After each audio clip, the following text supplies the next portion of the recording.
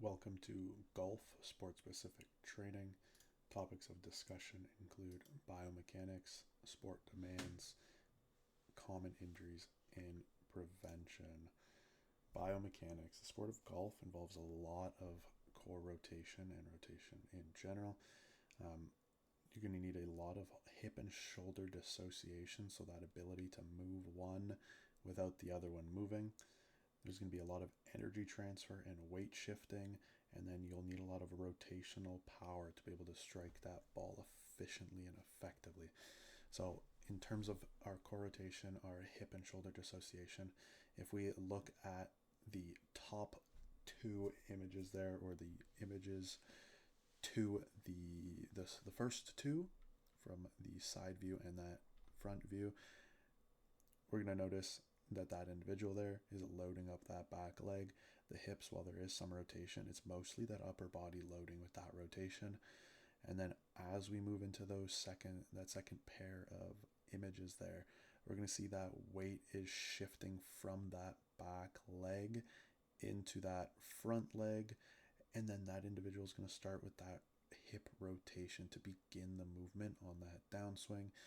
That force is going to then transfer through the core into the upper body to have that upper body moving with some extra speed, and then he's going to make contact with that ball. So a lot of the biomechanics comes with that swing, the rotation, and that transfer from the lower body to the upper body, and then also that deceleration that's necessary at the end of the swing. So you can see those last two images in the bottom right there. He's finishing, or at least that last image, he's finishing in that position. He has to decelerate from all that momentum that he's built up and finish in that position. Some sport demands. We'll begin with physical.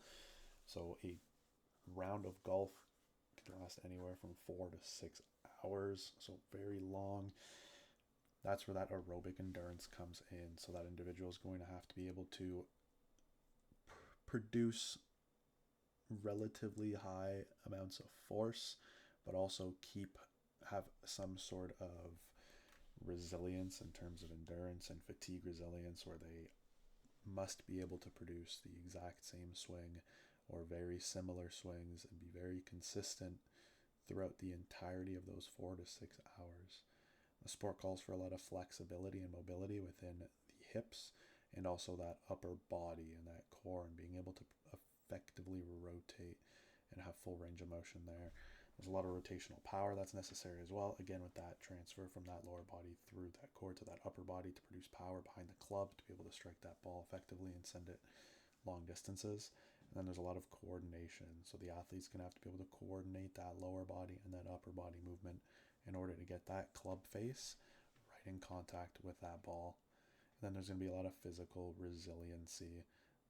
Within the sport, the training is very volume heavy, so they will be practicing swings a lot, and that does put a lot of damage on those joints if they're not taken care of and not being monitored appropriately. And then core strength, so to be able to keep that core nice and stable so that energy transfer between the lower and upper body, you're not getting energy leaks and losing power that way. Technical aspects of the sport include swing mechanics, so being able to swing in an efficient manner, short game, putting, club selection, course management. Those are all, so that club selection, course management is going to be more of a mental aspect of the sport, where they're going to have to understand the sport and know how to analyze within the game itself. And then consistency is going to be super important for the swing mechanics, the short game, and the putting. If you're not consistent with those, you will not be performing at a high level. And then tempo and rhythm, ensuring that with that swing, the tempo and rhythm within it match the quality of the swing itself and are able to produce, again, a more efficient stroke that would lead to less stress on the body. Some common injuries and prevention. So some of our injuries we're looking at: low back strain, so the sheer rotation that's involved within the sport. It is a one side dominant sport. They will be rotating just off that one side and never off the other, except for some very rare cases. So prevention for that is going to be rotation and anti-rotational core strength. So we're looking at, for rotational, our chops, our anti-rotational, we're looking for our pull-off press.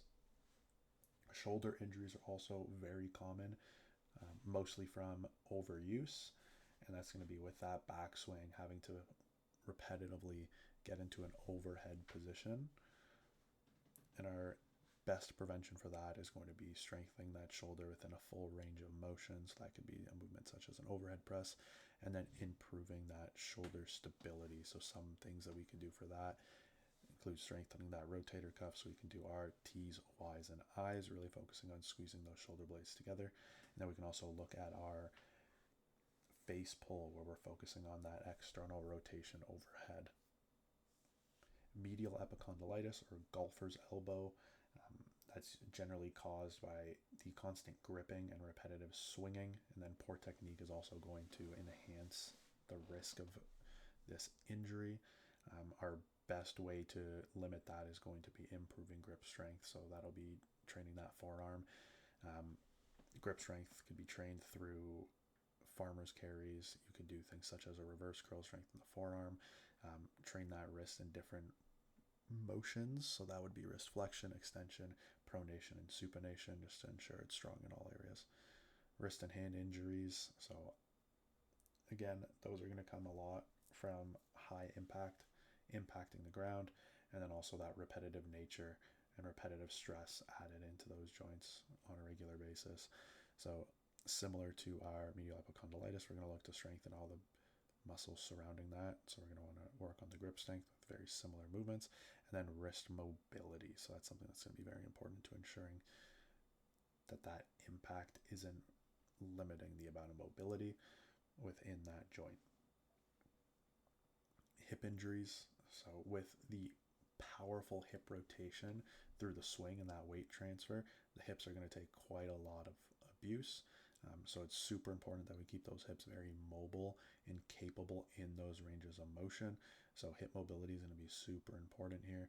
We're going to be looking for deep lateral lunges. We're going to be looking for that rotation ability and the ability to dissociate those hips from those shoulders. So some of those movements, we can look for a pigeon pose. We can look for a hip 90-90, just to ensure we're keeping proper mobility and not moving into ranges of motion that the body isn't capable of. Knee injuries. So common knee injuries are going to be repetitive stress during those swings and on the impact, and then even walking and standing on uneven terrain while they're competing. How we're going to limit those is with strengthening of the lower body through full ranges of motion. So we're looking to strengthen all the muscles surrounding to ensure that it can support that joint most effectively. So some of the important movements here, we're going to be looking for deep ranges of motion within our squats, and then RDLs to strengthen those hamstrings and glutes. We're looking for very deep ranges of motions as well with that. And then our final most common injury here is going to be neck strains. So that is going to come from stiffness, and then having, where that comes in is tracking that ball and then suddenly rotating it as we're striking to ensure that we can see where that ball is going.